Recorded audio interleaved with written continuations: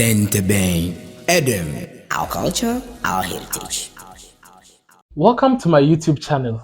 My name has always remained Atenteben. I hope you learned a lot in the part 1 of this series on how to play Atenteben. Before we get into this video, I'm proudly sponsored by Links Media. You can get all their information down the screen below. If today's your first time of joining this channel, kindly do me a favor by subscribing. Also, try and share the video to your friends, because when I get more engagements on this video, I think it will ginger me to also do more. So let me feel the impact of this video. Without wasting much time, let's get into the video of the day on how to play the major scale of the Atenteben. When it comes to the playing of the major scale is a skill you can never and ever do away with on any musical instrument. The major scale is the number 1. And because when you want to learn how to speak English in the crèche, they teach you eso, so, jin, ogo, and the rest. So first of all, you need to know how to recite it before learning how to play it on the instrument, which is do, re, mi, fa, sol, la, ti, do, ti, la, so, fa, mi, re, do. See, it's on your screens. You can write it in your notebook, practice it. Because this particular scale is very common to everybody. Those who are not even musicians can even attest to that. Just get it off head first before you attempt it on the instrument. So when you are done with the major scale, aside the major scale, we also have the minor scale. When you add both, we get the chromatic scale. But because it's a beginner tutorial, let's major right now on the major scale, which is also known as the diatonic scale. Let's get into it. The major scale, when you check the number of this thing, also we have 1, 2, 3, 4, 5, 6, 7. It's 7 in number. But to start with the major scale, you will have to cover all these holes, starting from the one behind with your thumb. That is, you cover here, then you bring this particular finger here, then you bring this one here, then you bring this one here. So the first 3 will cover the first 3 holes, whilst the thumb covers the one behind it. Then you now bring these first 2 fingers on this one and this one. So this is your key C. This particular flute is a key C built flute. There are others which are B flat. I also have the B flat also here. Normally, the B flat is bigger than the C, and the B flat has a heavier sound than that of the C. Normally, I use the C in playing songs, but when I go to funerals, you don't see me with the C. You see me more with the B flat due to the thickness of the sound. So when you are grooving your edges and the rest, you get that kind of emotional touch and feeling in the hearts of people. That's when it comes to the B flat. But when I was learning the instrument, I learned with the C because it's more simple with the C when it comes to articulation, fingering, and all that. First of all, this finger here, this one here, this one here, this one here, this one here, this one here. This is how even the laboratory holds his flute. I've realized a lot of people hold it the other way around by holding it like this. I wouldn't say it's not professional though. It's a matter of preference. But I prefer you to hold it this way rather. The first one here, here, here. They come here, they come here. Then you get your C. So this one is your C. D, E, F, G, A, B. They come back to your C. So let's use the tonic solfa notation. That's the do, re, mi, fa, sol, la, ti, do. So when you hold it this way, leaving this hole, this is your do. That's do.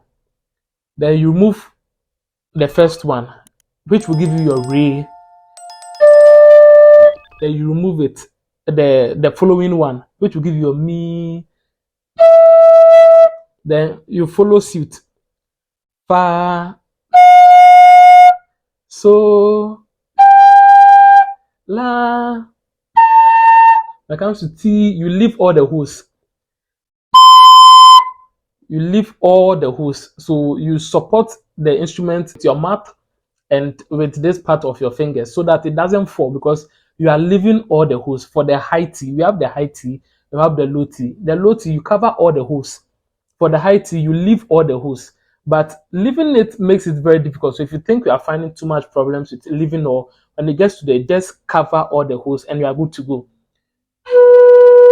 Then come back to your do.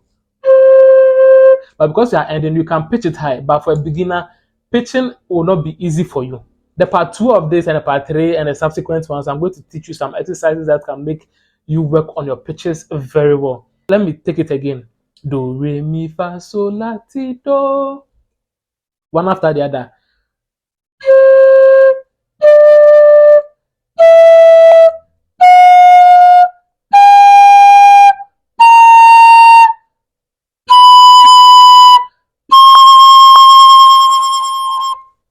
That was the ascending form of the major scale. So now we are going to play the descending. So the road you use in climbing is the same road you use when you are returning. So do, re, mi, fa, sol, la, ti, do. Then start from that same do. You hit it high.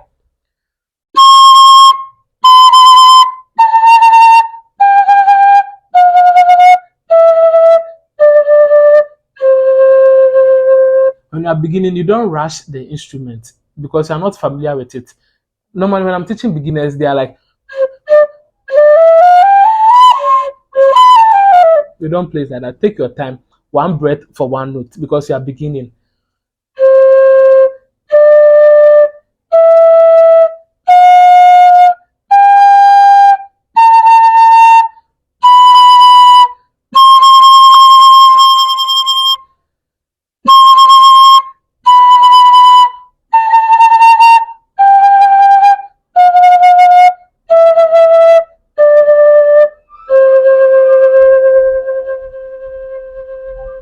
That's the major skill for you. If you didn't understand anything, I think you can replay and replay and replay till you get it. It's a journey. You don't need to rush it. It comes naturally by consistent practice.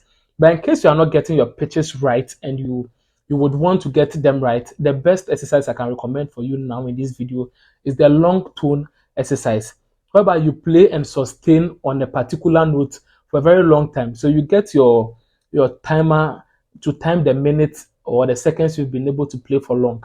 So the long tone, it goes this way.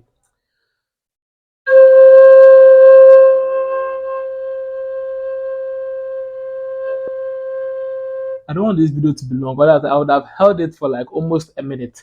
Then you do the same to each of the notes. So that when you're able to do this with time, you'll be able to get everything in an accurate manner. When you're about to blow the air into the instrument, don't just start by no. You take in a deep breath through your nostril.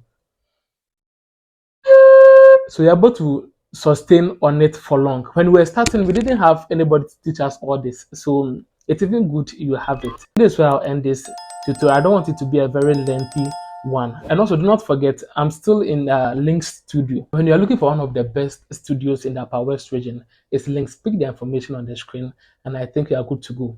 If you also do not have the Atenteben of your own, you want an Atenteben, you can also pick my number on the screen and call me. I can get you some at an affordable fee. Thank you very much for watching this video. My name still remains Atenteben. I'm still a broadcaster and a musician. Thank you once again. Bye-bye.